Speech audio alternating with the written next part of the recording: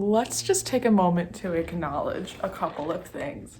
Number one, I am not crouching to be seen by my camera. Second of all, I did not have to go like this. I did not have to go ding. Okay, we're starting. Do you know why? Do you know why? It's because I have a ring light. Just got a ring light for Christmas. Thank you to my sister. Look how good it looks. So, oh, hi, bud. Oh, we have a special guest. This is my handsome little pup. But like I was saying, I do have a ring light now. Now I can have like an actual setup. I don't need to be like right next to my phone. I'll have to prop it up on some freaking books. I have a tripod and a ring light, so we're smooth sailing right now. I am currently back home from school. I just finished my semester. I aced all of my finals. I have no idea how I did it, but I did. I just thought that this would be a great time to kind of, I guess, reminisce. I'm feeling very reminiscent right now. I can feel myself growing. I'm like in this growing period of my life. It's just causing me to look back on a lot of things. When I look back, I start to think about a very specific time in life, which happens to be my freshman year of college. Wow.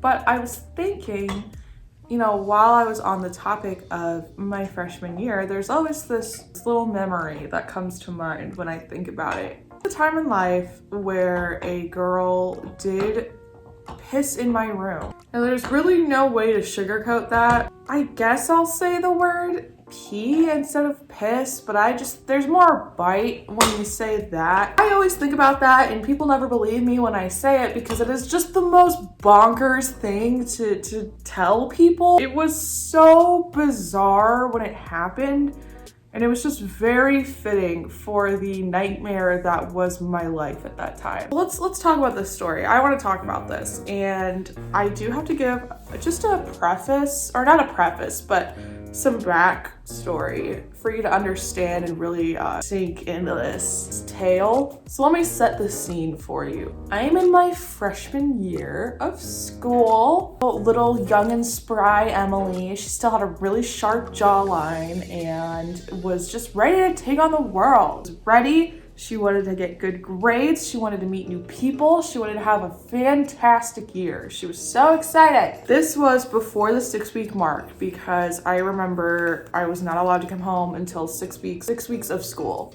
I remember just feeling really alone at this time. When I came into my freshman year, I did not have a roommate. I did have one initially. I was assigned one and I messaged her on Instagram and said, you know, hey, my name is Emily. We're gonna be roommates. I just saw that we got paired together, whatever. And she was like, hi, thanks for reaching out. I'm not going to school there, so have fun. And so I was already alone to begin with. I didn't even have a roommate. So I'm going into this completely by myself. I don't have any friends from high school that are joining me at this college. I am just completely alone. I decided that it was time to start making some friends and to really put myself out there. I didn't want to be the same person that I was in high school. So make some new friends and join some clubs and get good grades. I would reach out to people, hey, let's hang out, whatever.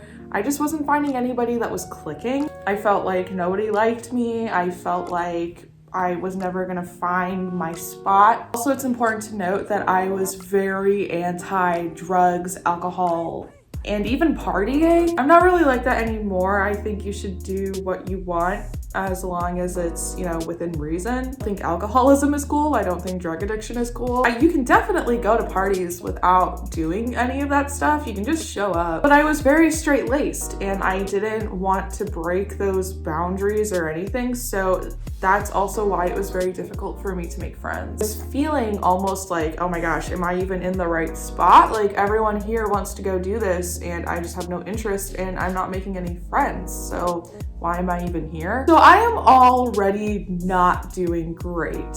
And then this happened. So this must have been earlier mid-September. I remember it was a Saturday night and I didn't have any plans. I, you know, got some food from one of those campus markets, you know, really fun and bougie.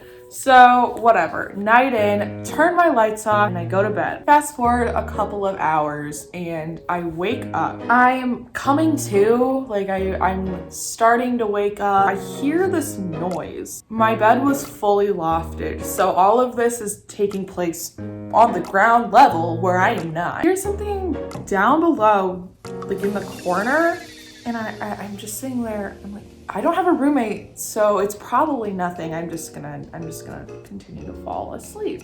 And I heard this noise. You know when you spill a cup on a table and it starts to drip off the edge and there's, you know, hard wood on the floor, so it's like, it was like that, but like 10 cups of water. And then I realized, I come completely to, and I'm like, oh my gosh, that is piss. What else could it possibly be? When a cup spills, it's like, but you hear the cup. There was no cup. It was just spill. So I'm like, what is going on? So I start to get kind of freaked out because clearly at this point I realize that there's somebody in my room. So I run down from my loft bed or whatever and I turn on my light. So I'm looking at my utility cart, and on said cart, there is a fully grown college child in a bra with her underwear dropped on my utility cart, just letting the floodgates open. Yeah, let's just take a look-see daisy. Aha, yeah, right over my fucking makeup. Oh, thanks, girly. Listen, I really don't know what to do. Please imagine for a second. You are 18 years old. You have just left home for the first time with these high expectations that life is gonna be great, and now you're faced with a naked, drunk child pissing on your makeup at 6 a.m. Who could have prepared for this? The only thing that I can think to do is just ask, what are you doing? I'm so sorry. I'm so sorry. She's not making any sense. She is so hammered. I get closer to her and I'm like, okay, where are you supposed to be? Where did you come from? Why are you pissing on my property? And I get her to start saying words. She's like, okay, I don't know where my friends are. I don't know where my phone is. I don't know how I got here. Like, I'm really freaked out. And I kind of start to freak out because I'm thinking in my head that this girl was maybe like assaulted and then just ditched. So I'm trying to help her, and I like gave her clothes because I don't want her naked just in my room, and she seemed really freaked out. I'm trying to get a piece of story together and try to just understand what's going on. I look around and I look down at the floor and there's this big purple fuzzy blanket. I don't own a purple fuzzy blanket, and I certainly wouldn't have just thrown it in the middle of the floor. So like, where did this blanket come from? And then I'm thinking to myself, I'm like, okay, if she is not from here, where did the blanket come from? So I give her the clothes and I start talking to her. I'm like, okay, where do you live? She goes, I live here. Like, this is my room. Like, girly, like we just discussed, you don't live here. She's still so drunk. She starts to like open my drawers or like climb into my bed, and I like I give her my phone or whatever, but she's still like pretty committed to the fact that she lives in this room. Like, girly girl, like I'm gonna be honest, you don't live here, so we need to figure out where you do live. Okay, I live here, I think I live here. I'm like, do you know your room number? She goes, no, I don't. Well, this is just peachy keen. So now I just have this drunk, inebriated girl sitting in my room and she doesn't know where the hell she lives. So I'm like, okay, let's go down to the desk and get you some actual help, because clearly something has gone terribly wrong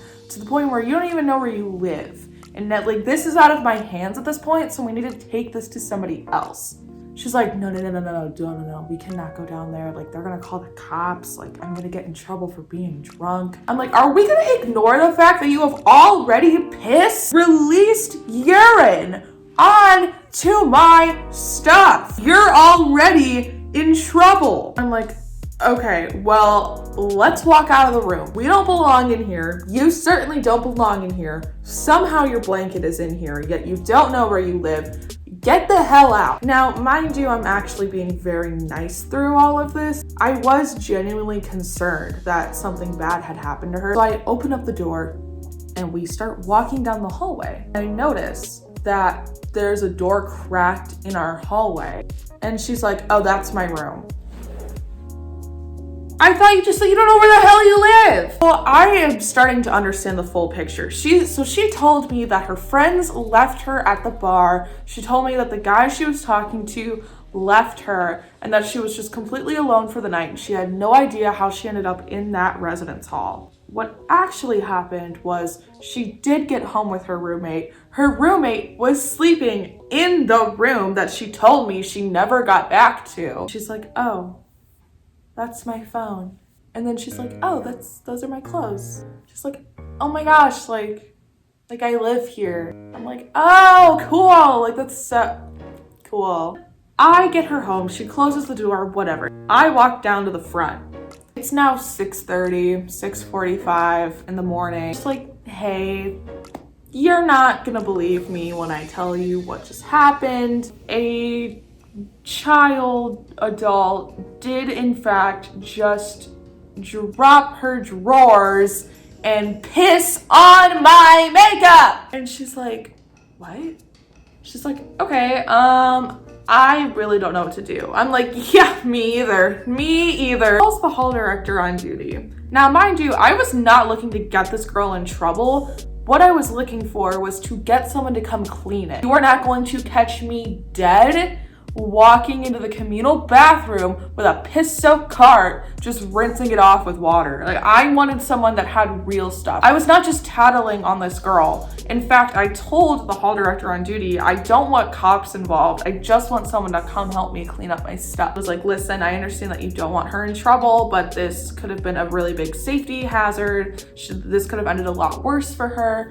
So we're going to have to call the cops. Okay, great. It's 7 a.m. at this point, and now the cops are gonna come, and what are they gonna do for me? Literally nothing. They gave her a ticket, and then they're like, okay, well, have a good night. What are you actually doing for me right now? I already told you that I don't want you here. I don't want tickets. I don't want charges. I want my stuff clean. So I go back down to the desk, and I'm like, hi, okay, great. You gave that girl a ticket, but my stuff is still covered in urine. So what are we gonna do now? Again, mind you, I'm very sweet and shy and timid at this time in life, so I'm actually being very nice. It took me until 8 p.m.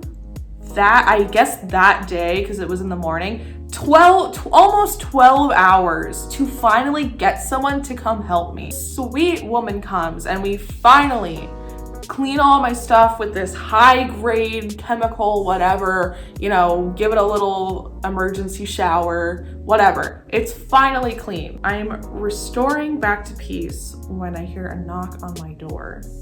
I open the door and it is the girl from last night. And she's like, hello, I am so incredibly sorry for what happened last night. How much did that cost you? What can I do for you? I reassured her, I'm like, listen, it's fine. It really wasn't. It was not fine. Someone peed on my stuff. No, you're safe. That's all that matters. I tried to be in your corner. I didn't want the cops to come, but they said that they had to, whatever. And she's like, you can tally up how much that cost and I can pay it for you. I was like, well, I'm actually so glad you asked because I've already tallied how much you destroyed. She did ruin about $120 worth of makeup and just miscellaneous products.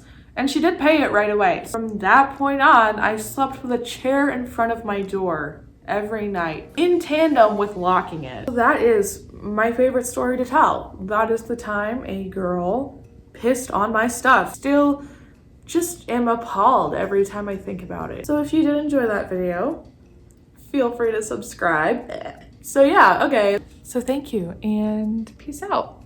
I will see you soon.